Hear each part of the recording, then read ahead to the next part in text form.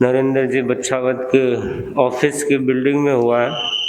तो सबसे पहले बच्छावत परिवार की बहनें स्वागत गीत की प्रस्तुति के लिए बच्छावत श्री चरणों में सत सत वंदन। अध्यात्म के महासूर्य महातपस्वी महामनस्वी पूज्य प्रवर के चरणों में सत सत वंदन। यहाँ उपस्थित मुनि श्री जिनेश कुमार जी, मुनि श्री परमानंद जी, मुनि श्री कुणाल कुमार जी, सभी के चरणों में सत सत वंदन। यहाँ उपस्थित सभी भाइयों एवं बहनों को हमारा सादर जय जिनेन्द्र। मुनि श्री, आपके उपदेशों से हम अपने जीवन में कुछ परिवर्तन ला सके, यही हमारी मंगल कामना है। मुनि प्रवर, हम अपने भावों की प्रस्तुति एक गीतिका के माध्यम से प्रस्तुत कर रहे हैं।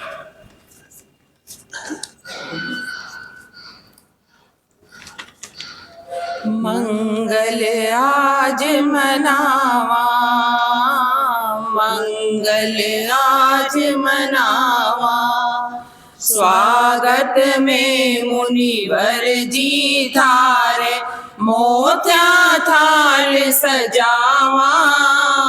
मंगल आज मनावा, आज हुई है इमरत बरसा, घर घर खुशियाँ छाई।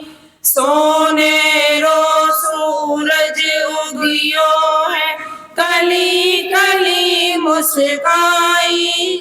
गण उपवन राही राही में गौरव गाथा गावा। मंगल आज मनावा, संत चरण शो धरती खिलिया, आबो भी हर्षाए। पूरबरी पुण्याई जागी, धन अमृत बरसावे। अवधानी संतों ने भेजा, गुरु बलिहारी जावा। मंगल आज मनावा, सत्य सरलता पाप भीरुता, मौनी ज्ञानी ध्यानी। त्यागी रागी साधक थे, हो अनुपम व्याखानी। संत यरीरा कर सेवा में, मन रिहुंस पुरावा। मंगल आज मनावा, भावना ते करो संगरी, आई भावन भावा। बढ़ता चढ़ता रही जो मुनिवर, गीत खुशी गावा। दो पाथे इसो मुनिवर थे, मैं भी भर तर जावा। मंगल आज मनावा, स्वागत में मुनिवर जी थारे मोत्या थाल सजावा। मंगल आज मनावा, मंगल आज मनावा। अपने विचारों की प्रस्तुति के साथ मैं कोटि कोटि नमन। यहाँ पर विराजित मुनि श्री जिनेश कुमार जी, मुनि श्री परमानंद जी, मुनि श्री कुणाल कुमार जी को मथेन वंदामि। आज इस धर्म सभा में पधारे हुए सभी सभा संस्थाओं के पदाधिकारीगण एवं धर्म अनुरागी भाई और बहनों को जय जिनेन्द्र। आज हमारे लिए अत्यंत सौभाग्य का विषय है कि मुनिश्री ने महती कृपा करके आज अपना रविवारीय प्रवचन हमारे स्थान पर करवाने की कृपा करवाई है। इसके लिए मैं और मेरा पूरा परिवार मुनिश्री के प्रति कृतज्ञता ज्ञापित करता है। आज मैं एक बात आप लोगों के साथ में शेयर करना चाहूँगा। मेरे पूज्य पिताश्री श्री स्वर्गीय श्री संपतमल जी बच्छावत मुझे हमेशा कहते थे कि साधु संतों का दर्शन किया करो, धर्म आराधना किया करो, किंतु कुछ नादानी वर्ष, कुछ आलस और कुछ अज्ञानतावश मैंने कभी भी उनकी बातों पर ज़्यादा ध्यान नहीं दिया, लेकिन आज आप लोगों को बताते हुए अपार हर्ष की अनुभूति हो रही है कि पिछले कुछ दिनों में सहज ही मुझे मुनिश्री के संपर्क में अनेक बार आने का सौभाग्य प्राप्त हुआ। और सच कहूँ तो आज पिताश्री की दी हुई प्रेरणा व वास्तविकता का अर्थ समझ में आ रहा है कि साधु संत की सेवा एवं मुनिश्री के दर्शन करके जो आत्मसंतुष्टि एवं ऊर्जा मिलती है उसका वर्णन शब्दों में नहीं किया जा सकता। मुनिश्री की महत कृपा मेरे परिवार के ऊपर में बराबर रही है।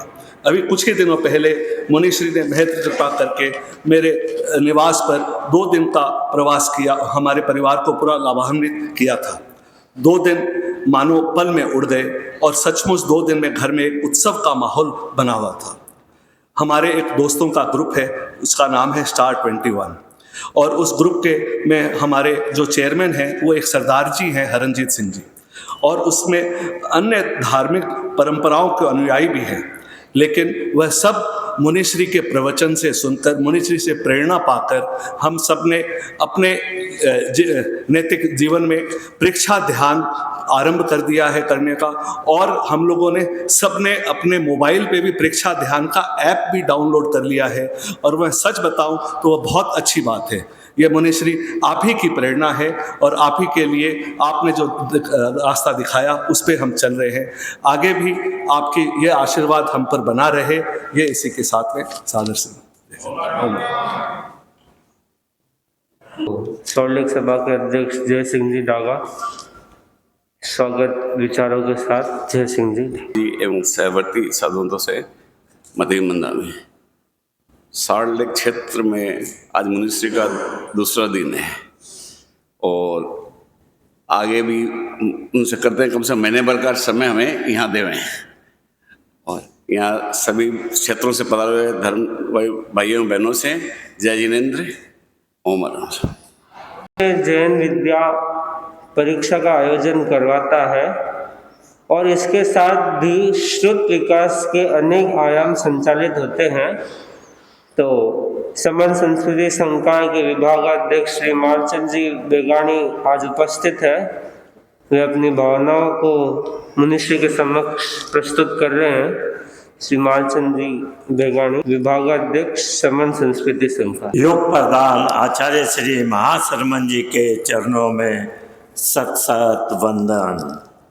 मुनि श्री जिनेश कुमार जी थाना 3 के चरणों में वंदन।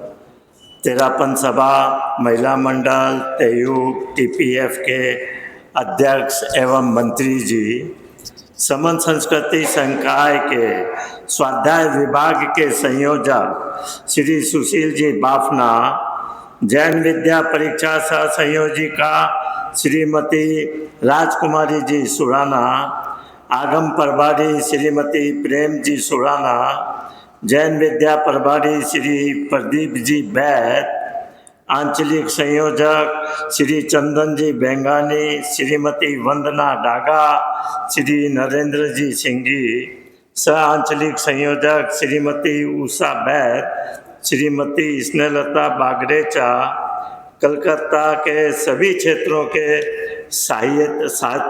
साहित्य प्रचारक गण, जैन विद्या के केंद्र व्यवस्थापक, आगम सहयोगी, स्वाध्याय अध्यापक गण, जैन विद्या परीक्षा सह केंद्र व्यवस्थापक, उपस्थित सभी धर्म प्रेमी महानुभावों से मालचंद बेगानी का जय जिनेन्द्र। जैन विश्व भारती लाडनू की महत्वपूर्ण इकाई समन संस्कृति संकाय का पूरा तंत्र विशेष जागरूकता के साथ देश विदेश में परीक्षाओं का संचालन करता है। वर्तमान में 450 से अधिक केंद्र स्थापित हो चुके हैं। संकाय की मुख्य 4 प्रवृत्तियां हैं। पहली, जैन विद्या परीक्षा। इसमें 9 वर्षीय कोर्स है। 2024 में टोटल 12,262 आवेदन पत्र रजिस्ट्रेशन हुए। जिनमें से 9,840 परीक्षार्थी परीक्षा में बैठे, 8,200 परीक्षार्थी उत्तीर्ण हुए, अर्थात उत्तीर्ण परिणाम 83.5% रहा। कलकत्ता से 21 परीक्षार्थी वरीयता की लिस्ट में भी आए।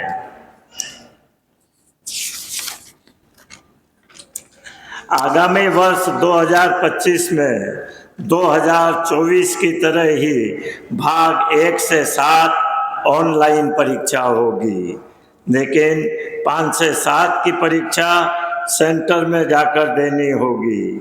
भाग 8-9 ऑफलाइन ही होगी, जो कि सेंटर में जाकर देनी है। पाठ्यक्रम भी पुराना ही रहेगा।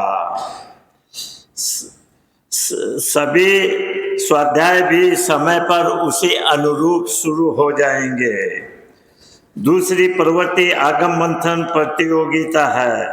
यह ऑनलाइन एंड ऑफलाइन दोनों माध्यम से होती है। वर्ष 2024 की प्रतियोगिता उत्तराध्यान अध्याय 21 से 36 पर आधारित है। इस वर्ष 3,000 प्रश्न पुस्तिकाओं का वितरण हो चुका है। इसकी लास्ट डेट 31 दिसंबर है। अभी तक 1,000 करीब ऑफलाइन प्रश्न पुस्तिकाएं भरकर लाडनू कार्यालय पहुंच चुकी है। 1200 करीब ऑनलाइन से परीक्षा दे चुके हैं, अर्थात टोटल अभी तक 2200 की संख्या पहुंच गई है। तीसरी प्रवृत्ति सम्यक दर्शन कार्यशाला है, जो कि अखिल भारतीय तेरापंथ युवक परिषद के साथ संयुक्त रूप से होती है। इस वर्ष आचार्य महाप्रज्ञ जी की पुस्तक पुरुषोत्तम महावीर पर आयोजित हुई। इसके ऑनलाइन रजिस्ट्रेशन 4,722, जिनमें 3,857 परीक्षार्थी उत्तीर्ण हुए। उत्तीर्ण परिणाम 98.5 रहा। 2025 के लिए शीघ्र ही पुस्तक का चयन संभव है। चौथी प्रवृत्ति साहित्य मंथन प्रतियोगिता इंग्लिश माध्यम से है। इंग्लिश में होने से परीक्षार्थियों की संख्या बहुत कम होती है। यह आदर्श साहित्य विभाग के साथ संयुक्त रूप से है। इस वर्ष मैनेज योर इमोशन पर प्रतियोगिता हुई थी। 2025 में वाई मेडिटेट इंग्लिश में एवं ध्यान क्यों हिंदी में होगी। इसके अलावा हमारा स्वाध्याय विभाग है, जो कि व्हाट्सएप ग्रुप के माध्यम से 2024 में करीब 55 प्रशिक्षित अध्यापकों द्वारा करीब 12,000 परीक्षार्थियों को स्वाध्याय करवाया गया।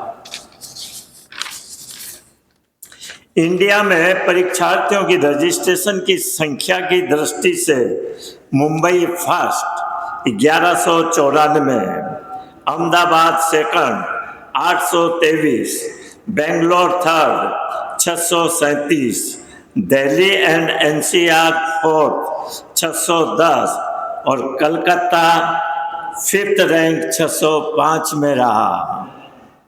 कलकत्ता महानगरी है, सबसे ज़्यादा तेरापंथी परिवार यही है। उस हिसाब से कोलकाता का नाम फर्स्ट होना चाहिए था। आशा है 2025 में मुनिश्री के मार्गदर्शन से सबसे अव्वल अर्थात फर्स्ट नंबर कलकत्ता ही होगा। सभी कार्यकर्तागण सभी संस्थाओं के सहयोग से पूरा श्रम करके मुनिश्री से परामर्श लेते हुए जोश के साथ योजनाबद्ध तरीके से इस कार्य के लिए अभी से जुट जाए। ये कार्य तभी संभव है और उसमें आप सबका सहयोग भी अनिवार्य है। इस वर्ष से आदर्श साहित्य विभाग ने भी साहित्य के प्रचार प्रसार के लिए अपने प्रचारक अपॉइंट किए हैं। आज उनमें से भी कुछ महानुभाव यहाँ उपस्थित हैं। साहित्य संबंधी कोई भी जानकारी अथवा जिज्ञासा हो तो व्याख्यान के पश्चात आप उनसे संपर्क अवश्य करें। ओम अरहम। नमन हमारा भिक्षु को नमन हमारा, सांस सांस में बोल रहा जय भिक्षु का नारा। भिक्षु को नमन हमारा, भिक्षु को नमन। चिंतामणि है नाम तुम्हारा, त्रिभुवन संकट हारी। जो दिश में फैली है कीरत सावरिया सुखकारी। सावरिया सुखकारी। शत शत वंदन दीपानंदन, पाखंड को ललकारा। भिक्षु को नमन हमारा, भिक्षु को नमन हमारा। सुविधावादक ध्यान प्रश्रय संयम पाठ पढ़ाया। रहो सभी जन एक डोर में, अनुपम मार्ग दिखाया।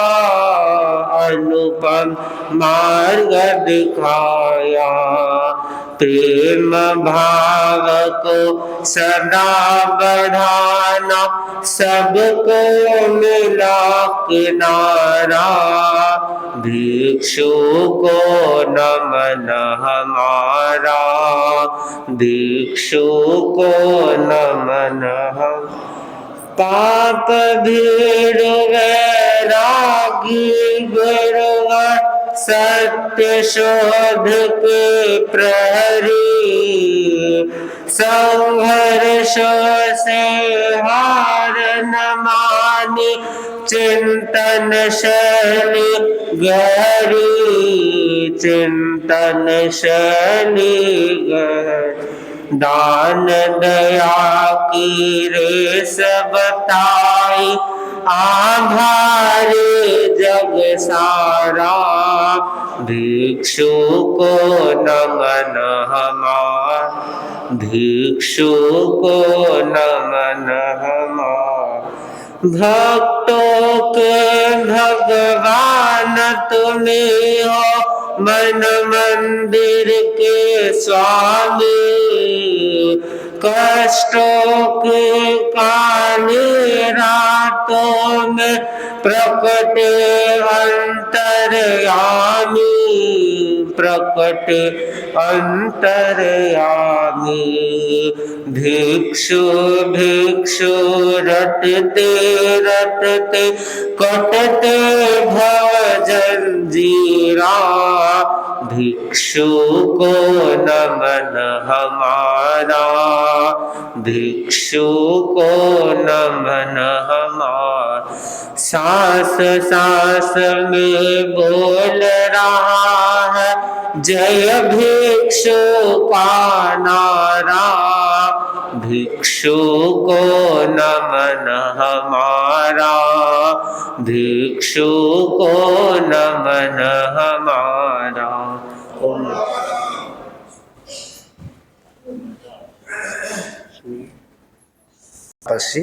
आचार्य श्री महाश्रमण जी के पावन चरणों में कोटि कोटि वंदन। श्रद्धेय मुनिश्री के पावन चरणों में भावभरा वंदन। मुनिवृंद, उपस्थित समस्त श्रावक श्राविकागण, सन 2024 विदाई की ओर है। इस वर्ष का आज आखिरी रविवार है। विदा लेता हुआ वर्ष हमसे पूछ रहा है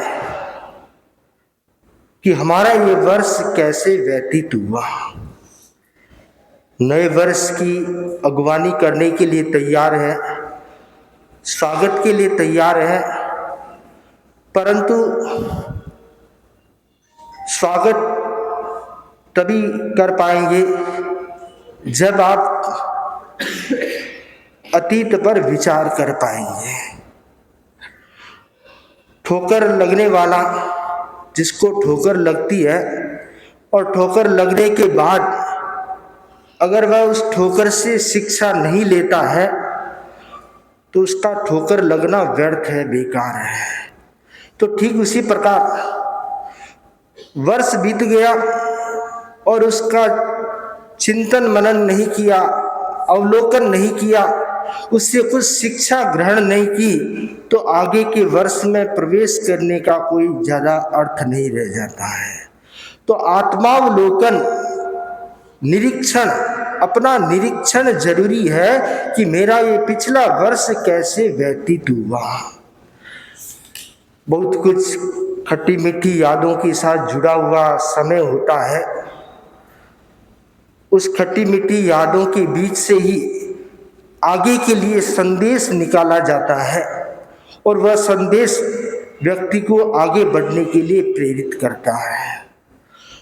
हमारा जीवन ऊंचाई की ओर आगे बढ़े, विकास की ओर आगे बढ़े, हर व्यक्ति का उद्देश्य हो सकता है, लक्ष्य हो सकता है, परंतु विकास किस दिशा में हो।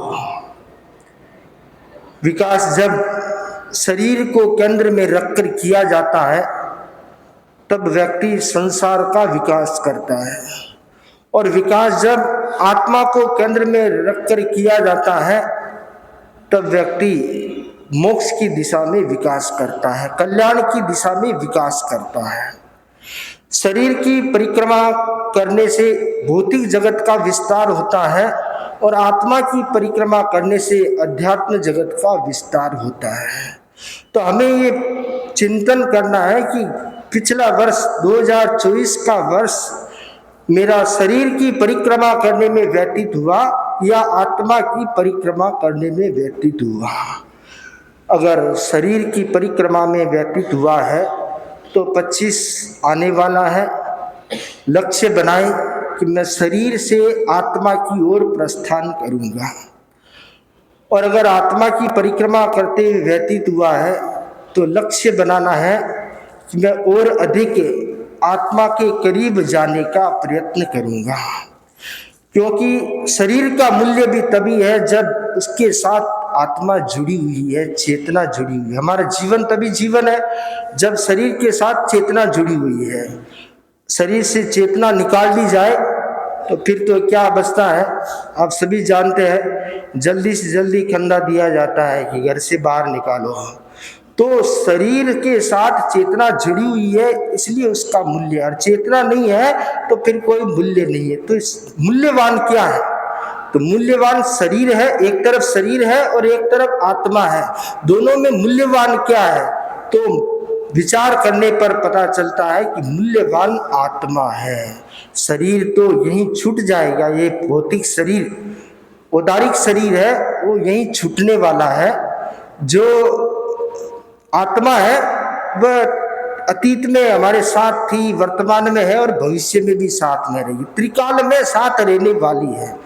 तो त्रिकाल में जो साथ लेने वाला है उस पर चिंतन करना चाहिए, उसकी सुरक्षा या उसके कल्याण के लिए प्रयत्न करना चाहिए।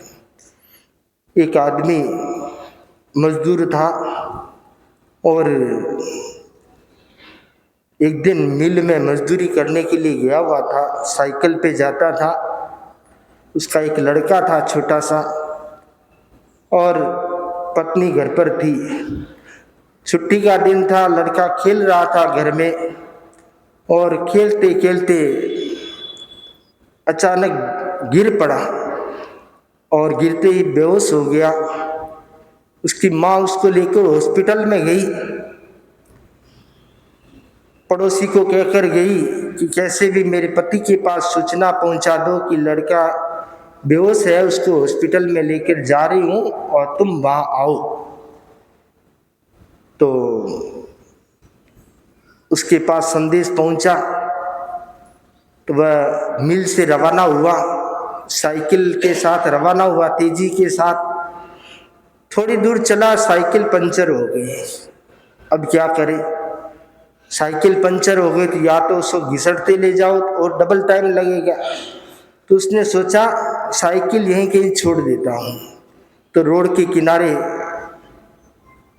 कोई पान वाले की दुकान थी और उसको कहा, भैया मेरी साइकिल पंचर हो गई है, बाद में ले जाऊंगा, ज़रूरी जाना है मुझे, मैं इसको यहाँ रख देता हूँ। तो कहा, हाँ भैया रख दो, कोई बात नहीं, पड़ी है। साइकिल को जगह मिल गई, आगे बढ़ा। थोड़ी दूर आगे चला, उसकी चप्पल टूट गई। उसने सोचा अब चप्पल को हाथ में लेकर जाऊँ तो अच्छा नहीं लगेगा। तो उसने देखा कि एक ढाबा है, उसको कहा, भाई मेरी चप्पल टूट गई, यहाँ थोड़ा साइड में रख दूं क्या? तो उसने कहा, भाई रख दे, कोई बात नहीं, गरीब आदमी है, कहाँ जाएगा। अब वह तेजी के साथ हॉस्पिटल पहुंचता है। तो जैसे ही हॉस्पिटल में पहुंचता है कि उसकी पत्नी उस बच्चे को हाथ में लेकर बाहर आ रही है।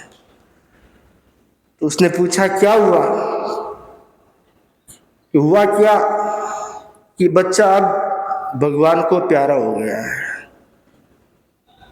तो उसने डॉक्टर से बात की, अब रात का टाइम हो गया, हम घर कब ले जाएंगे, कैसे ले जाएंगे, दूर घर है, रात भर यहीं रहने दो, सुबह हम ले जाएंगे। डॉक्टर ने कहा कि रात को यहाँ मुर्दा रखने की कोई व्यवस्था नहीं है, आप अपने घर पे ले जाओ, यहाँ नहीं रख सकते। ठीक है, पत्नी के हाथ से अपने हाथ में ले लिया, गोदी में ले लिया और उसको लेकर चल पड़े। अचानक उसे याद आया कि मेरे रिश्तेदार का घर या हॉस्पिटल के पास नहीं है। वो रोज कहा करते थे कि अपने बच्चे को घर लेकर आओ, बच्चे को घर लेकर आओ, तो आज दोनों काम हो जाएंगे, अपना रात बासा हो जाएगा, रात को इतनी दूर कहाँ जाएंगे, और बच्चा भी साथ नहीं है, इसको भी ले चलते हैं।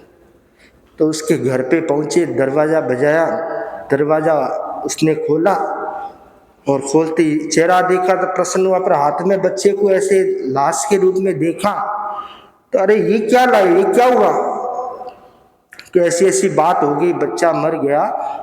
आप कह रहे थे कभी तो आइए, तो हॉस्पिटल से घर जाते हुए मैंने सोचा यहाँ अब रात को कहाँ जाऊँगा, यहाँ रह जाए सुबह। रिश्तेदार गुस्से में लाल होकर बोला, इतनी भी तुम्हारे में अक्ल नहीं है कि मुर्दे को किसी दूसरे के घर ले जाया जाता है, चलो निकलो यहाँ से। वहां से निकाल दिया। उसने विचार किया कि जाना तो घर ही पड़ेगा। जाते जाते विचार किया कि देखो एक साइकिल नाचीज है जिसमें चेतना नहीं है, उसको जगह मिल गई। चप्पल टूटी हुई है जिसकी कोई कीमत नहीं है, उसको भी जगह मिल गई। परंतु शरीर से चेतना निकल गई, उसके बाद इस शरीर को जगह नहीं मिली। इतनी बड़ी हॉस्पिटल उसने जगह नहीं दी, मेरे रिश्तेदार का इतना बड़ा घर उसने भी जगह नहीं दी।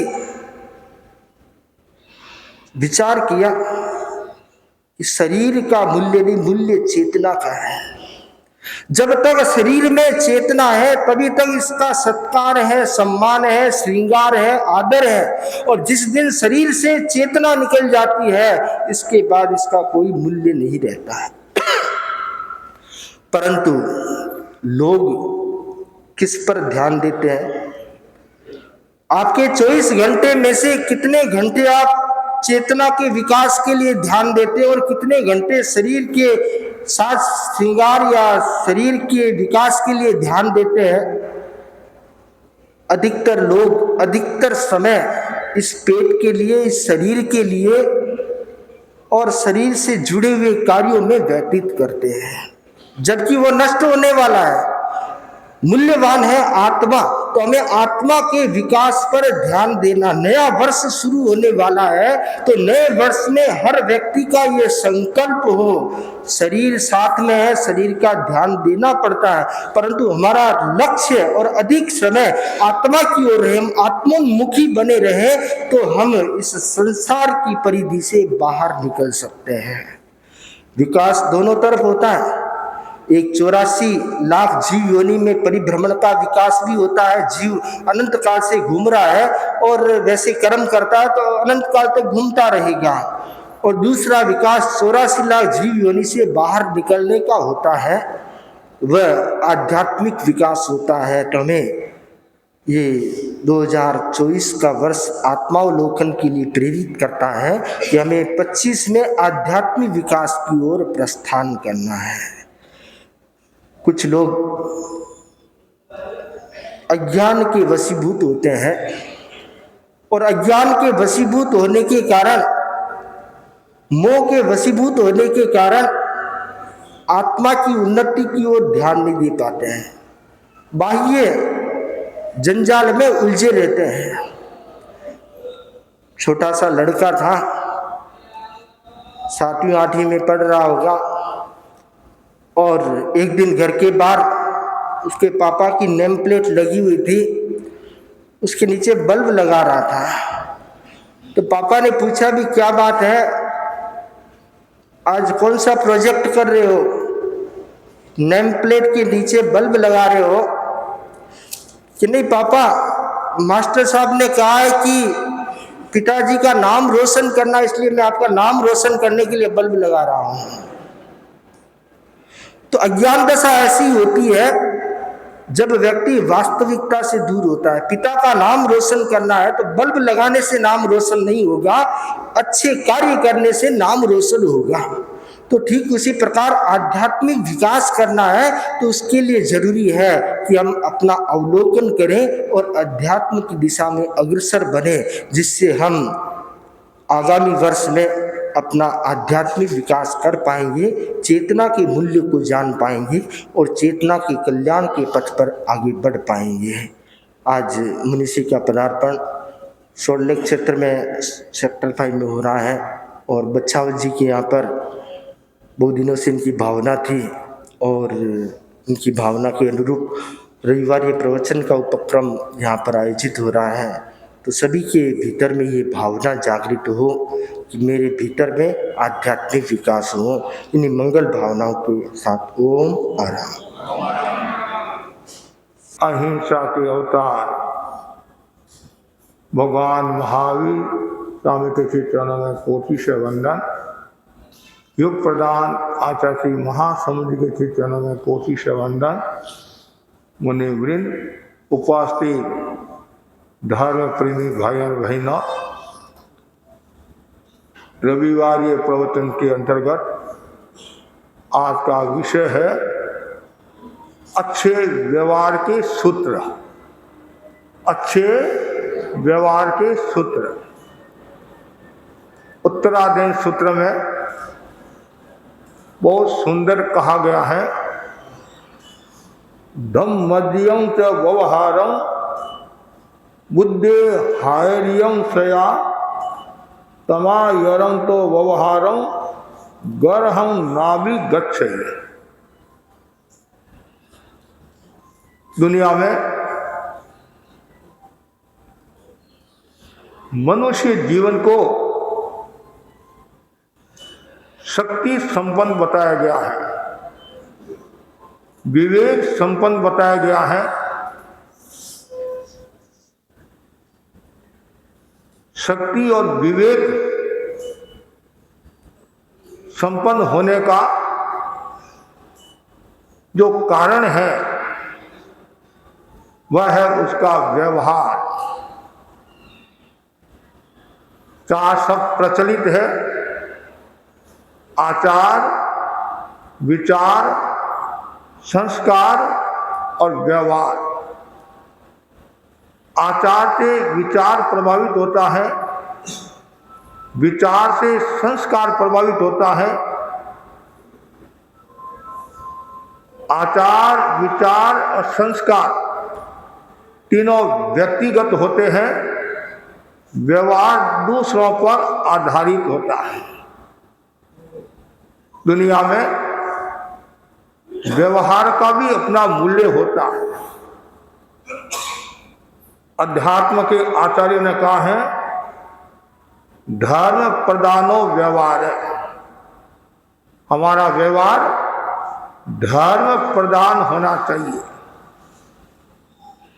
और आचार्य हरिभद्र ने लिखा है, व्यवहार का उच्छेद करने पर तीर्थ का उच्छेद हो जाता है, इसलिए हमें व्यवहार को समझना है। भगवान महावीर ने 2 प्रकार का न्याय बताया, व्यवहार न्याय, निश्चय न्याय। ऐसा बताया गया है, व्यवहार न्याय की साधना किए बिना जीव निश्चय न्याय की साधना कर नहीं सकता है। व्यवहार का बहुत बड़ा मूल्य है। भगवान महावीर उदयी राजा को ताड़ने के लिए गए, ये व्यवहार था। तीर्थंकर भगवान जो प्रवचन करते हैं, उनके जो अनुयायी प्रवचन करते हैं, प्रतिनिधि प्रवचन करते हैं, साधु संत जो प्रवचन करते हैं, उसका एक कारण व्यवहार भी है। आत्मा की विशुद्धि के लिए, कर्म क्षय के लिए और व्यवहार निभाने के लिए प्रवचन करते हैं। आप हमारे पास आते हैं, हम आपसे बातचीत करते हैं, ये क्या है? व्यवहार है। और यदि मैं सोचने लग जाऊं मुझे इनसे क्या लेना देना है, तो कभी कभी हमारी साधना में भी बाधा आ सकती है कि हमारी सारी पूर्ति जो अध्यात्म से संबंधित है, आहार, पानी, वस्त्र, पात्र आदि, कौन पूर्ति करता है? गृहस्थ करते हैं, श्रावक समाज करता है। तो श्रावक समाज की सार संभाल करना भी हमारा कर्तव्य है और व्यवहार रखना भी हमारा कर्तव्य है। और जो लोग व्यवहार को नहीं समझते हैं, तो चाणक्य ने लिखा है, जो व्यवहार करना नहीं जानता है वो पढ़ा लिखा भी मूर्ख कहलाता है। कभी कभी हम देखते भी हैं, बड़े बड़े पढ़े लिखे लोग हैं, विद्वान हैं, लेकिन व्यवहार नहीं समझते हैं। और कुछ लोग ऐसे हैं जो अनपढ़ हैं, कुछ नहीं जानते हैं, लेकिन व्यवहार के मामले में बहुत तेज होते हैं। घर में कोई सदस्य आ गया, कोई मेहमान आ गया, सब काम छोड़कर उसकी भक्ति करता है, व्यवहार निभाता है, भोजन कराता है, पानी पिलाते हैं, आदि आदि। कोई बड़े लोग भी आते हैं तो वो खड़ा होता है, समान, ये व्यवहार है। तो व्यवहार का बहुत बड़ा मूल्य है। व्यवहार एक प्रकार का दर्पण है, आईना है। जैसे आप दर्पण में देखते हैं, अपना प्रतिबिंब देखते हैं, काला हूँ, गोरा हूँ, कैसा हूँ, तो उसी प्रकार व्यक्ति को व्यवहार के दर्पण में देखना चाहिए, मेरा व्यवहार कैसा है। अध्यात्म के आचार्यों ने व्यवहार की 3 कसौटियां बताई है, प्रामाणिक व्यवहार, मृदु व्यवहार, निश्चल व्यवहार। पहला है प्रामाणिक व्यवहार। प्रामाणिकता व्यक्ति को ऊंचाई तक ले जाती है। जिसके जीवन में प्रामाणिकता होती है, वह हर क्षेत्र में उज्जवलता को प्राप्त होता है, महानता को प्राप्त होता है, शक्ति को प्राप्त होता है, यहाँ तक कि देवता भी उसकी सेवा में रह सकते हैं। जिसके पास में प्रामाणिकता रूपी रत्न है, तो समझना चाहिए उसके पास में सब कुछ है। धन गया तो कुछ भी नहीं गया, स्वास्थ्य गया तो थोड़ा कुछ गया, चरित्र गया तो सब कुछ गया, अर्थात प्रामाणिकता गई तो सब कुछ गया। इसलिए प्रामाणिक होना बहुत जरूरी है। और जो व्यक्ति जितना ज़्यादा प्रामाणिक होगा, उतना ही वह आगे बढ़ेगा। और प्रामाणिकता में भी वाणी की प्रामाणिकता, अर्थ की प्रामाणिकता, कई बिंदु बताए गए हैं। और जो जितना ज़्यादा प्रामाणिक होगा, उतना ही वह सत्य के पास रहेगा और उसको कोई प्रकार का टेंशन नहीं रहेगा। और जो व्यक्ति प्रामाणिक नहीं है, बेईमानी करता है, धोखाधड़ी करता है और घालमेल करता है, वह कभी भी सुख और शांति का जीवन जी नहीं सकता है, न वह अच्छा व्यवहार निभा सकता है। कुछ लोग ऐसे होते हैं, कथनी करने की असमानता। कथनी करने की असमानता कब होती है? जब व्यक्ति सम्यक व्यवहार वाला नहीं होता है तो कथनी करने की असमानता करता है।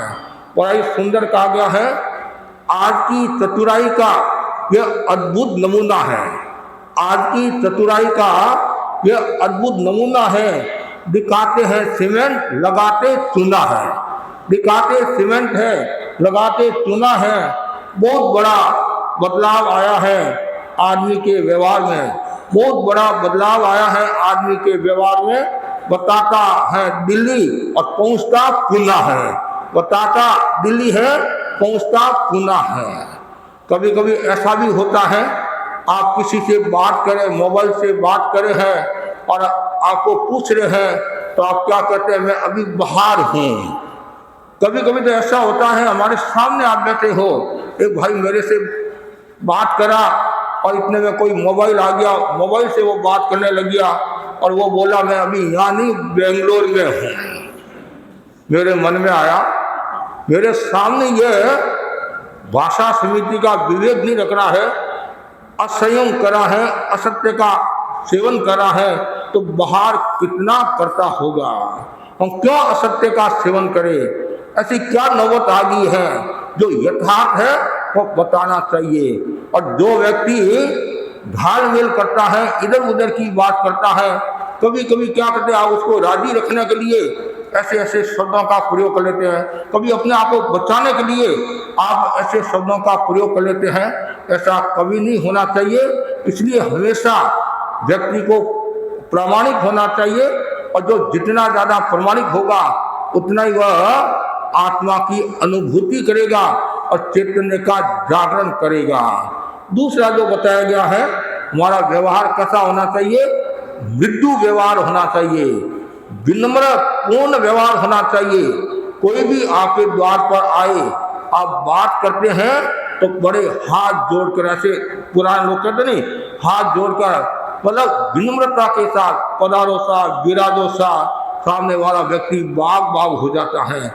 और आप यदि अहंकार की भाषा में बोलते हैं, आक्रोश की भाषा में बोलते हो, विवाद की भाषा में बोलते हो, कलह की भाषा में बोलते हो, उद्दंडता अभिमान की भाषा में बोलते हो, तो फिर समझना चाहिए आपका व्यवहार अच्छा नहीं है। कभी कभी आप भी कहते हैं महाराज ये बहुत व्यवहार कुशल आदमी है, इतना प्यारा है, और कुछ कहते हैं महाराज सावधानी रखना, कभी भी ये पानी पिला सकता है, पानी पिला सकता है। इसलिए हमारा जो व्यवहार है वो विनम्र होना चाहिए।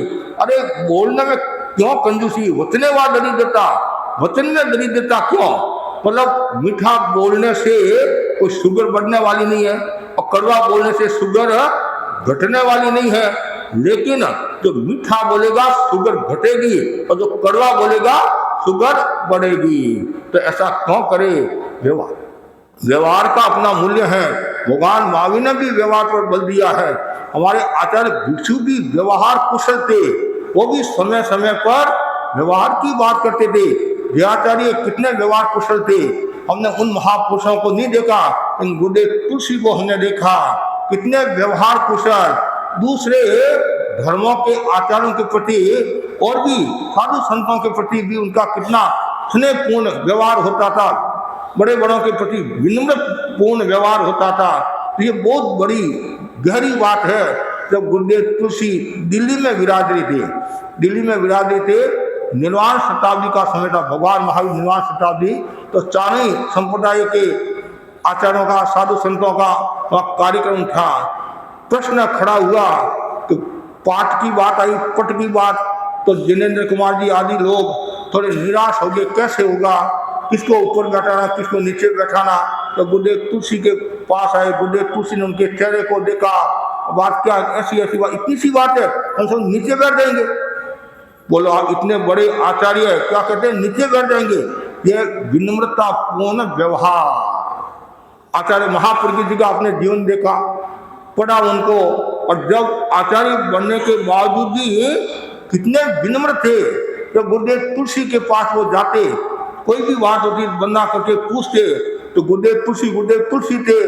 उन्होंने कहा क्या तुम आचार्य बने हो, छोटी छोटी बात के लिए तुम मेरे पास आते हो, ये वो। तो उन्होंने कितनी विनम्रता के साथ कहा, गुरुदेव मैं संघ का आचार्य हूँ, आपका आचार्य नहीं हूँ, आपका शिष्य हूँ और शिष्य ही रहूंगा। और आज हम वर्तमान में देखते हैं, गृहस्थ लोगों में भी देखते हैं, तो गुरु तो गुड़ रह गया, चेला शुक्र हो गया, ऐसा भी कहते हैं। वो तो अच्छी बात है यदि आप अपनी योग्यता से, लेकिन कभी कभी क्या होता है कि आप गुरु को भूल जाते हैं। जिन्होंने आपको आगे बढ़ाया, बाप ने आगे बढ़ाया, माँ ने आगे बढ़ाया, और आप कलेक्टर बन गए, और फिर आप बाप कहने के लिए भी तैयार नहीं है। जब लड़का बड़ा हुआ, उसको पढ़ाया, सेठानी ने मना किया लड़के को पढ़ाओ मत। अभी वर्तमान में बहनों का ज्यादा रोल रहता है, बच्चों को पढ़ाओ, लेकिन उस समय उसके घर में बाप का ज्यादा था, भाई लड़के को पढ़ाना है, होशियार करना है। लेकिन सेठानी जो माँ थी वो बड़ी समझदार थी। उसने कहा पतिदेव लड़के को ज्यादा मत पढ़ाओ, पढ़ाने का मतलब है सांप को दूध पिलाना है। क्या कह रही है? अपने बेटे के बारे में क्या बोली? सांप को दूध पिलाना है। तब पति ने कहा तुम समझती नहीं है, लड़का बहुत होनहार है, प्रतिभा संपन्न है। कर्जा करके उसको पढ़ाया, सगाई हुई, शादी हुई, और कहता पिताजी मैं आपके साथ नहीं रहूंगा। वकील बन गया, मेरा कमाई के साधन नहीं है, मैं पालनपुर जाऊंगा, गुजरात में दिशा पालनपुर जाऊंगा। बेटा जा, आशीर्वाद है मेरा। अब वो सेठानी बार बार कहती है 5 लाख का खर्चा किया, आपको क्या मिला? और तुम समझती नहीं है, और तुम्हें आधी अकल होती है। मैं नहीं कह रहा हूं, सेठ ने कहा कि भाई नाराज नहीं हो जाए, आजकल महिलाओं में भी बहुत अकल होती है। हाँ, तो महिलाओं में क्या, हमारे छोटे छोटे बच्चों में भी कितनी अकल होती है।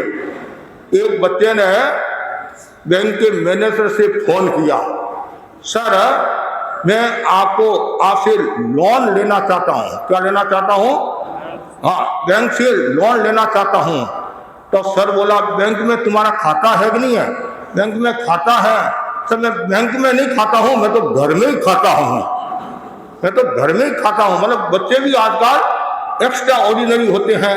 हमारे मुनि मोहनलाल जी आमिर फरमाते थे, आज हर बेटा बाप से ज्यादा समझदार है, आज हर बहू सास से ज्यादा तमीजदार है।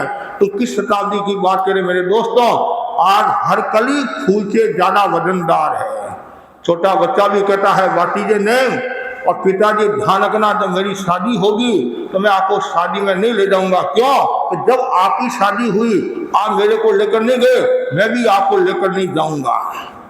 बच्चे भी कितने उस्ताद है, कितने होशियार है। लेकिन ज्ञानी जन कहते हैं होशियार नहीं होना है, समझदार होना है। जो समझदार होगा वो विनम्र होगा। तो वो सेठ कह रहा है बेटा जा, चला गया। सेठानी कह रही है खर्चा किया, आपको क्या मिला? सेठ बोला तुम शांति रख, एक साथ में 5 लाख रुपया भेजेगा, मनी ऑर्डर आएगा, और तू और हम सब खुश रहेंगे। ठीक है। ऐसे करते करते 3 साल पूरे हो गए। कितने बाबू आए ना, ताली बाजे, एक भी कागज नहीं। आजकल तो मोबाइल का समय, उस समय कागज भेजते थे। तो सेठानी बोली क्या हुआ? और तुम समझती नहीं है, वहाँ बहुत बिजी हो गया होगा, क्यों वकील है तो केस भी खूब आते हैं, तो इसलिए बिजी हो गया होगा। कोई बात नहीं, हमारी तो बेटा है, वो नहीं आए मिलने के लिए, मैं चला जाऊं। तो बाप गया, पालनपुर पहुंच गया। गुजराती उसको आती नहीं थी, मारवाड़ी था, और कपड़े भी फटे। पुराने लोग तो उस हिसाब ही रहते थे, कुछ लोग तो स्टैंडर्ड के रहते थे, बाकी तो सामान्य वेशभूषा में रहते थे। अब वो पूछ रहा मेरा बाबूलाल। इतने में एक सज्जन मिला, और जैसे ही सज्जन को उसने देखा हाथ जोड़े, बोला भाई मेरा यहाँ एक बाबूलाल है। तो उसने सोचा ये मारवाड़ी है, अपने देश का होता है तो शायद ये आत्मीयता, अरे गली का कुत्ता भी आ जाता है तो भी आप क्या कहते हैं, शेर सिंह आ गया है, डॉग सिंह आ गया है। तो वैसे ही आत्मीयता जुड़ी और कहा मेरा बेटा, तो उसको पता नहीं, बाबूलाल तो उसको पता नहीं था, लेकिन अंग्रेजी में वो जानता था BL में बाबूलाल भी होता है, भवलाल भी होता है, BL। तो हाँ वो समझ गया, चेहरे से भी पता चलता वो ये उसका बाप होगा, आपका बेटा वकील है, हाँ वकील है। तो बस इसी लाइन में लास्ट कांच की ऑफिस बनी हुई है और वहाँ आपका बेटा वकालत करता है। वो बहुत खुश हुआ, कांच की ऑफिस यहाँ नहीं, ये तो कांच की ऑफिस मतलब कांच ही कांच है, और बेटा कितना होशियार हो गया है और कितनी कमाई करा होगा। इतनी खुशी थी, खुशी तो होती नहीं कि भाई बाप का तो धन वही है, बाप का धन तो वही है कि बेटा पढ़ लिखकर होशियार हो जाता है, कमाने लग जाता है, तो बाप निश्चिंत हो जाता है। तो जैसे ही वो गया और देखा कांच की ऑफिस में और सब पास में वकील बैठे हैं, बातचीत करे हैं और अंग्रेजी में बोल रहे हैं, हुडू हुडू करे हैं, और उसको अंग्रेजी तो आती नहीं, वो हुडू हुडू वो उसने सुना, अच्छा बहुत खुश हुआ, वाह बेटा वाह बेटा। अब जैसे बेटे ने बाप को देखा, माता ठनका, ये पागल कहां से आ गया। तत्काल नौकर को इशारा किया, कमरे में बैठा दे। कहा मेरा स्टैंडर्ड, कहा इसका स्टैंडर्ड फटा, फटे कपड़े पहने हुए आया है, मेरी हल्की लगाएगा, इंसल्ट करेगा। बैठ गया, उसने सोचा भी बातचीत करे हैं तो बीच में डिस्टर्ब नहीं करना, ये भी एक व्यवहार है। दो आदमी बात करे हैं तो तीसरे को बीच में कूदना नहीं चाहिए, पूछे नहीं तासे नहीं, हूं लाडाड़ी भूआ। तो वैसे ही अंदर बैठ गया। जो 5 वकील बैठे थे और उसमें से एक वकील एक आंख वाला था। राजस्थानी भाषा में कहा जाता है काणो कुष्मादी हो गए।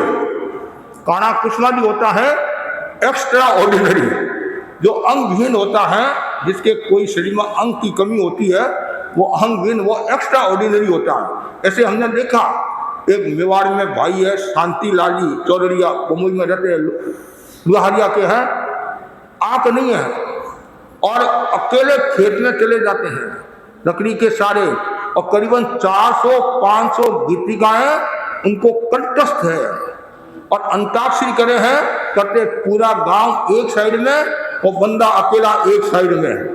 जब हमारा अहमदाबाद में प्रवास था, वो आया दर्शन करने के लिए, तो अंताक्षरी में के रख दो, तो एक साइड में पूरा अहमदाबाद और अकेला वो, और अहमदाबाद वाले तो बोल रहे हैं, उससे पहले ही मुराद वो उछलने लग जाता था। मतलब इतनी उनको मतलब गीतिकाएं आती थी, मतलब पुरानी रागें, पुराने साधु साधुओं की बहुत सुंदर सुंदर गीतिकाएं।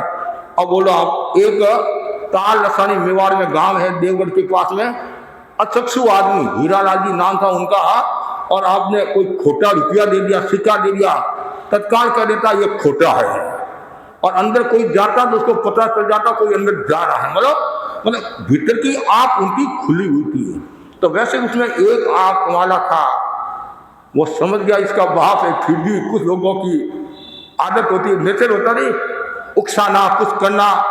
और वकील साहब ये कौन है, जब उसको पता है, उसको पता, फिर भी आदमी का नेचर होता है, सब तरह के लोग होते हैं, कोई लठधारी कोई मठधारी, किसी ने 5 नदियों गस मारी, कहे तो कबीर सुनो भाई साधो, खोपड़ी खोपड़ी मत नारी। अलग अलग खोपड़ियाँ होती है कि भाई मेरे गांव से आया, मेरा पड़ोसी है क्या, धीरे से बोला पड़ोसी। जैसे वो बोला, जिस लहजे में बोला तो समझ गया दाढ़ में काढ़ा है। फिर 1 बार नहीं, 2 बार 3 बार पूछा, 4 बार पूछा, बार कौन है, मैं समझा नहीं, मैं थोड़ा कम सुनता हूँ, वापिस सुना कौन है। एक बार बड़ा जोर से बोला, मैंने कहते मेरा बाप नहीं, मेरा पड़ोसी है, पड़ोसी है। जैसे ये कहा पड़ोसी है, वहां कमरे में बैठा था, उसने सुन लिया। एक क्षण पहले तो इतनी प्रसन्नता थी, और जैसे ही पड़ोसी कहा उसे रहा नहीं गया, और पिछली सारी बातें दिमाग में जो पत्नी ने कही वो सब तैरने लगी। फिल्म सामने आ गई और तत्काल वो बाहर आया, उसे भी रहा नहीं गया। वकील साहब, ज्यादा तो मैं नहीं जानता हूं, मैं इसके क्या लगता हूं, बस केवल मैं इसकी माँ का माटी हूं, माँ का पति हूं, और कुछ मैं नहीं जानता हूं।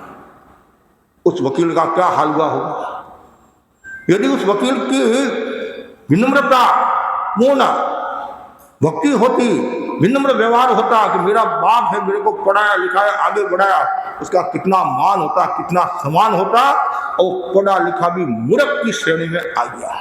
तो हमारा व्यवहार कैसा होना चाहिए? विनम्रतापूर्ण व्यवहार होना चाहिए। हाथ हमेशा ऐसे रहना चाहिए।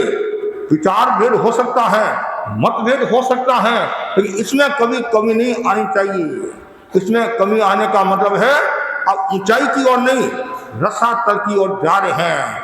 अब गौतम स्वामी और भगवान महावीर का उदाहरण हम दे सकते हैं। गौतम स्वामी कितने विनम्र थे, कितनी गुरु भक्ति, कितनी भगवान के प्रति श्रद्धा थी। वो भी कम नहीं थे, वो भी 4 ज्ञान के धनी थे, लेकिन हाथ ऐसे रहते भगवान भगवान।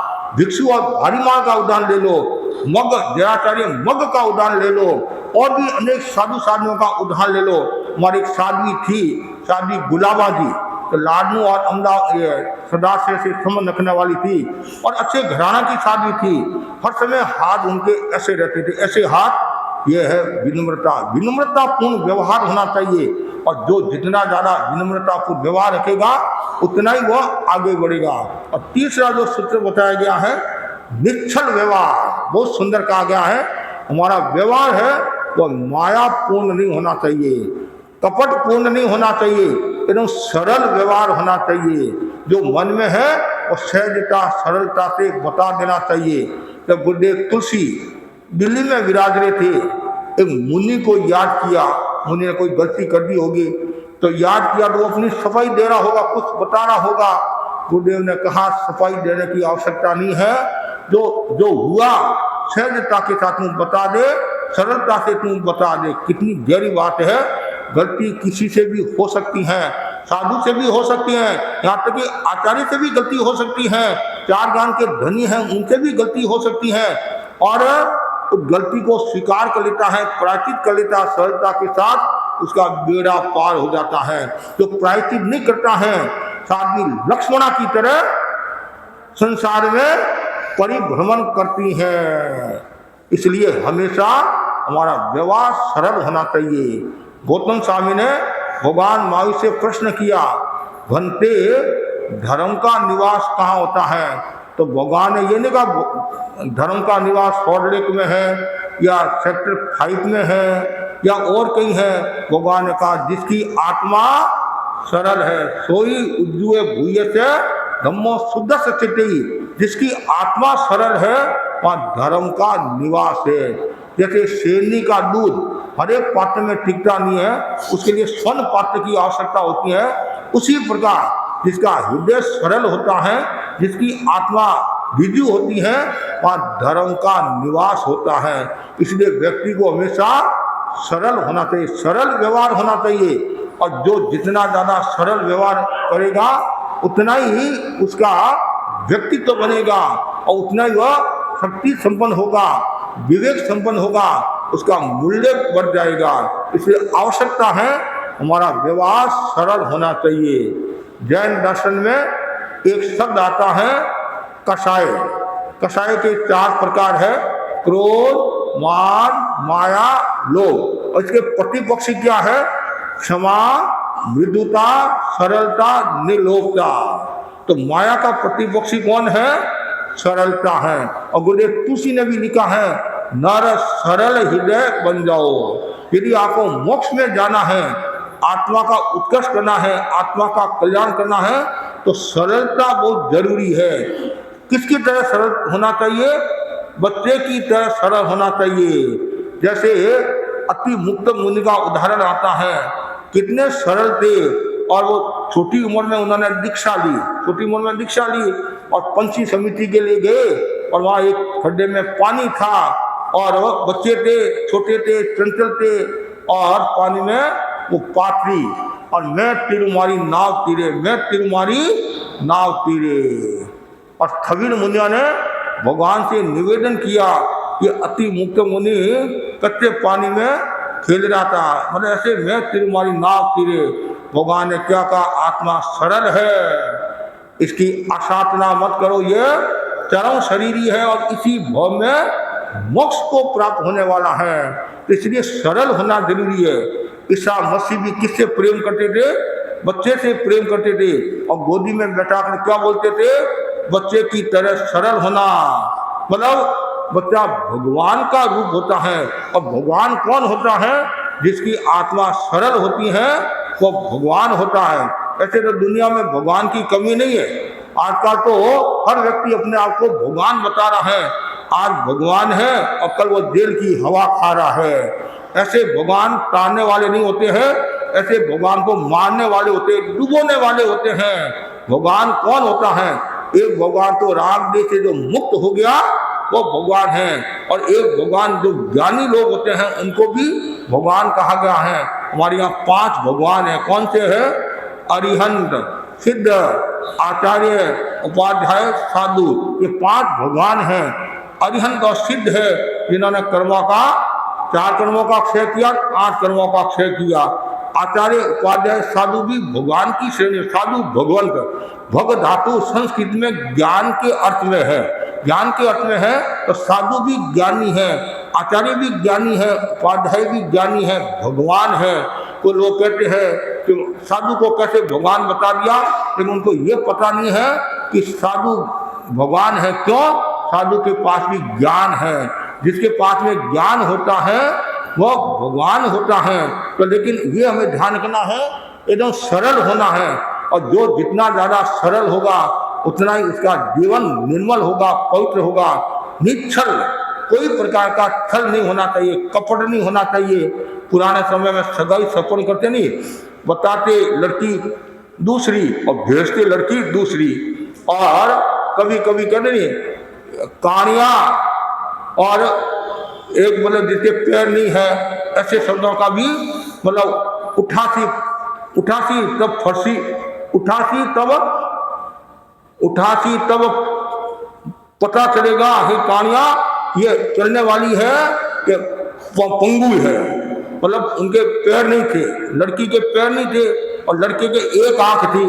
तो एक तो लड़के वाले तो ऐसे जीत के, देखो कहानियाँ तुमने गढ़ जीत लिया। तो बेटी वाले बोले कि उठासी तब खबर पड़सी, मतलब उसको उठाएगा तो पता चलेगा। दोनों ने छल किया, दोनों डूब गए। आजकल आप लोग होशियार है, मैंने इसको ठग लिया, तो सामने वाला व्यक्ति कहता मैंने भी इसको ठग दिया। एक कहता है मैंने ऊपर तो घी और नीचे गोबर डाल दिया, और एक है पीतल ऊपर सोना लगा दिया। तो वो सोचा मैंने ठग दिया, वो सोचा मैंने ठग दिया, दोनों ठगे गए, दोनों मारे गए। तो ऐसे जो छल कपटी होते हैं वो व्यक्ति कभी भी सुख और शांति का जीवन जी नहीं सकते हैं। आवश्यकता है हमारा व्यवहार निश्चल हो। क्यों हम छल करें, क्यों कपट करें, और क्यों हम नरक में जाए? जैन दर्शन क्या कहता है कि जो माया करता है, कपट करता है, वो व्यक्ति तिरंज गति में जाता है। जो धोखाधड़ी करता है, बेईमानी करता है, कितना सुंदर कहा गया है, मंदिर में पूजा पाठ कर लेता हूँ, मस्जिद में नमाज पढ़ लेता हूँ, सोचता हूँ इंसान से खुदा न बन जाऊं, इसलिए मैं थोड़ा सा पाप कर लेता हूँ। तो ऐसे व्यक्ति क्या न्याय करेंगे? पर मुख में राम, बगल में छुरी, मिठो मिठो बोले गानो, ग्राहकारे सामने हो, ताकड़ी में तोले जाना, भूल जावे रामने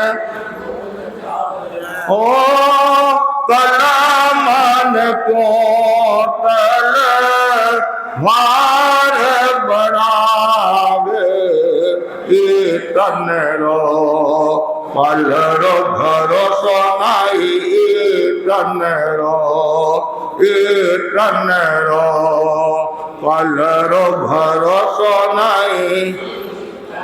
हाँ, मिठो मिठो बोले गनो ग्राहकारे सामने। जब माल बेचना और माल लेना दो होता नहीं, जब आप बेचते हैं, एका हो, दुआ हो, चौका हो, और जब लेते हैं एका हो दुआ हो तो लेना है। ये क्या छल है, कपट है, धोखाधड़ी है। और जो व्यक्ति दूसरों को ठगता है तो कभी भी शांति को प्राप्त नहीं होता है। तो बस मैं इतना ही आपको कहना चाहता हूँ, जितने भी आप भाई बहन बैठे हैं वे सब व्यवहार कुशल बने, अच्छे व्यवहारवान बने। इसमें पैसा लगने वाला नहीं है और इसमें कोई डिग्री भी आपको प्राप्त करना नहीं है। ये तो भीतर से डिग्री प्राप्त हो जाएगी। कोई भी आता है परारोसा, उसका सम्मान करोगे, मान करोगे तो आपका मूल्य बढ़ जाएगा। आवश्यकता है हमारे भीतर में ये तीन जो बातें हैं, प्रामाणिक व्यवहार, विद्यु व्यवहार और निश्चल व्यवहार। और आचार्य महाप्रभु जी फरमाते थे अच्छे व्यवहार के लिए मैत्री, प्रमोद, करुणा और समत्व की भावना, ये चार सूत्र जिसके पास होते हैं वो अच्छा जीवन जी सकता है। तो मैं सभी के प्रति यही मंगल कामना करता हूँ कि हमारा जीवन अच्छा व्यवहार वाला बने, धर्म प्रधान जीवन बने, धर्म प्रधान हो व्यवहार। हमारा व्यवहार धर्म प्रधान होना चाहिए। हमारा व्यवहार में वाणी की मधुरता होनी चाहिए, गांभीर्य होने चाहिए, चातुर्य होना चाहिए, जिससे हम आगे बढ़ सकते हैं। और आज हम कहाँ आए हैं? सेक्टर 5 और 5 का अपना मूल्य है पंचपरमेष्टि 5 और शॉर्टलेक क्षेत्र में हम आए हैं। और हमारे नरेंद्र जी बछावत, जो संपतमल जी बछावत के सुपुत्र और झुमनमल जी और संपतमल जी आज भाई थे और इनकी बहुत सेवाएं रही है। मैंने कल परसों भी किसी के मुंह से सुना था संपतमल जी के बारे में, तो वो बहुत व्यवहार कुशल थे और हमेशा चेहरे पर प्रसन्नता का भाव रहता था। तो अभी कुछ महीनों से हमारे ये स्टार 21 जब दुर्गाबाई ने मास खमन की तपस्या की थी और तब से ये स्टार ग्रुप संपर्क में आया। पहले भी थोड़ा थोड़ा आने लग गया। जयंतीलाल जी हमारे क्षेत्र के हैं, हमारे गांव के ही हैं और हम एक ही स्कूल में पढ़े हुए, आग मतलब एक कक्षा उनके नीचे थे। और जयंतीलाल जी भी स्टार ग्रुप में है और इधर काफ़ी है, वो सब नाम लिस्ट है, वो लिस्ट कहाँ है? इंद्र जी, महेंद्र जी, काफ़ी है, प्रमोद जी, सरदार जी, बावड़िया जी, काफ़ी मतलब है, ये पूरी टीम है। सबके नाम मुझे याद नहीं है और मैं आज जो 21 है उन सबको मैं याद करता हूँ, जो जितने भी हैं सबको याद करता हूँ। केवल उन भाइयों को याद नहीं करता हूँ, उनके घर से जो महिला हैं उनको भी याद करता हूँ। क्यों? हमारा व्यवहार है। भाई का जितना मूल्य है तो बहनों का भी कम मूल्य नहीं है। भाइयों से भी हमारा ज़्यादा काम बहनों से पड़ता है।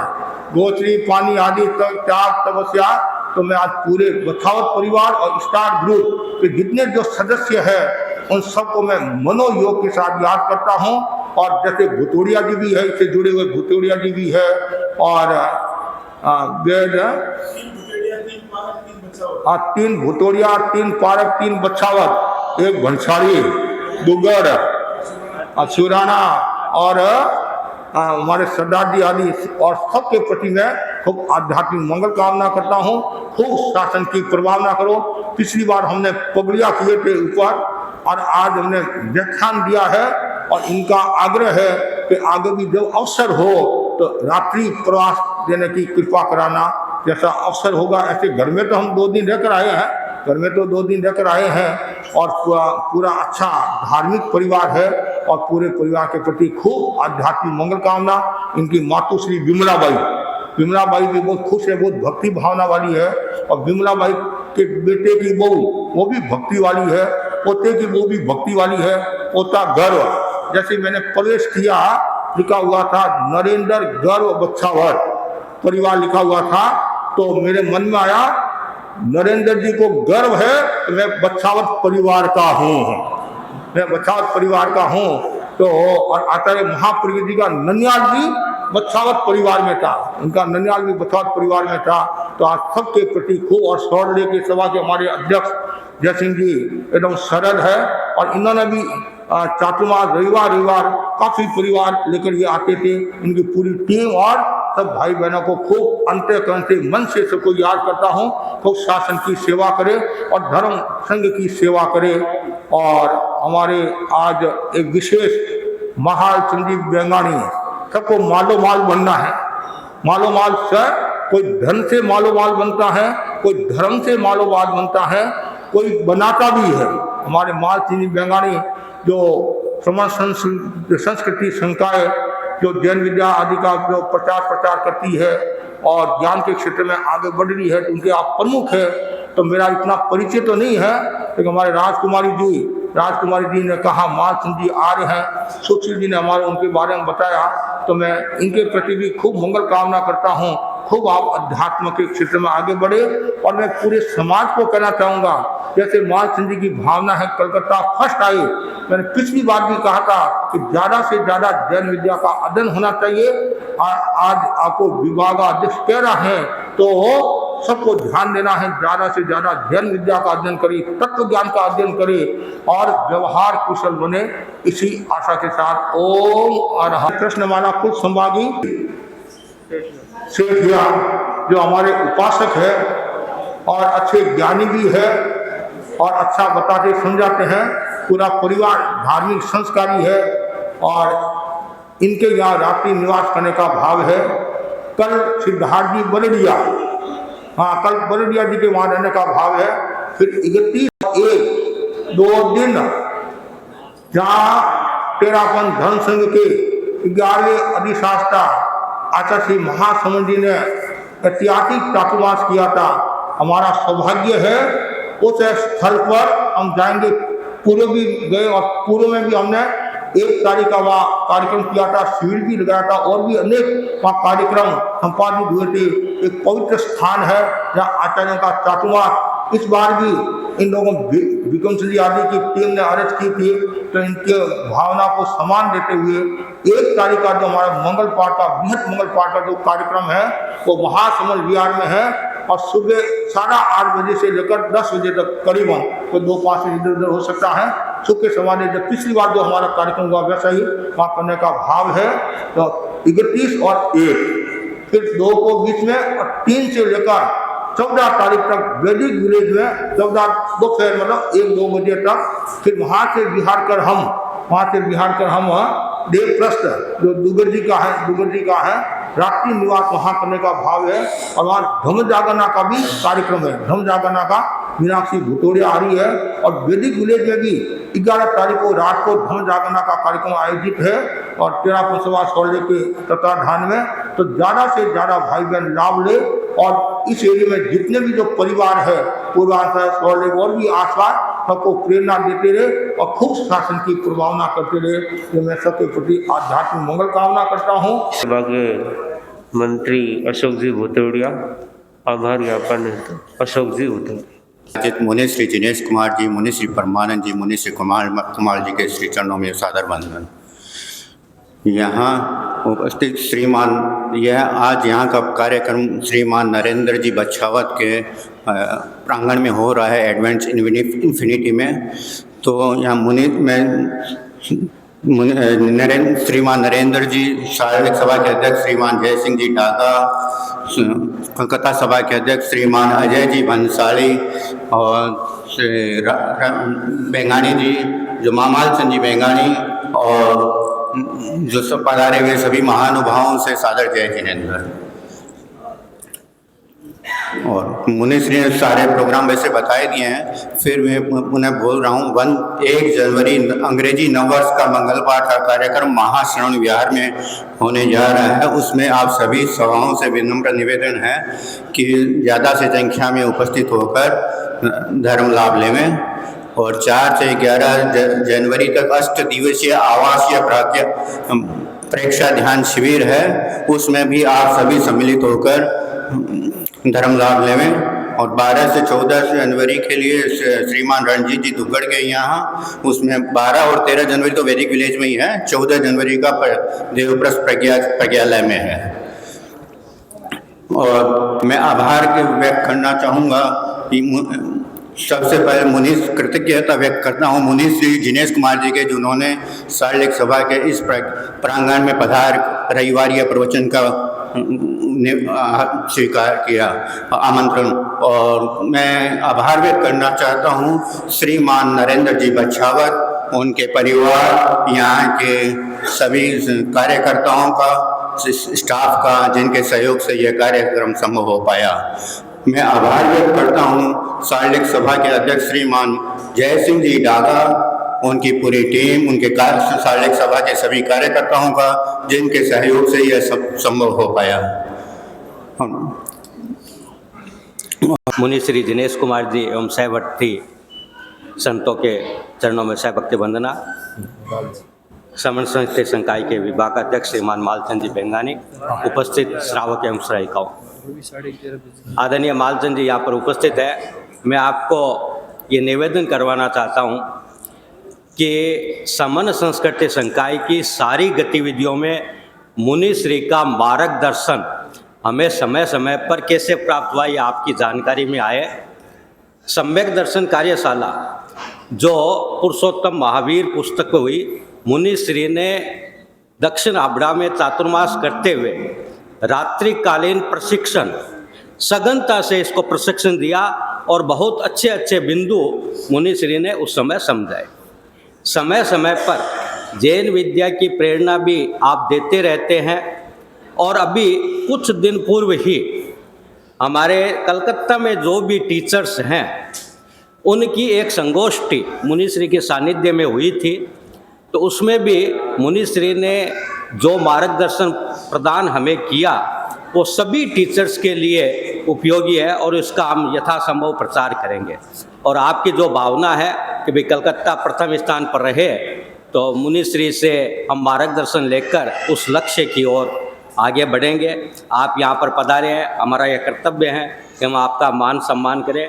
मैं साल्टलेक सभा के अध्यक्ष जय करूँगा कि मुनि श्री जी की बहुत अच्छी जो रचनाएं होती हैं और जिनको सुनकर आप विभोर हो जाएंगे, पढ़कर आ जाएंगे, तो वो जो उनकी रचनाएं हैं वो आपको प्रदान कर रहे हैं मुनि श्री। ठीक है।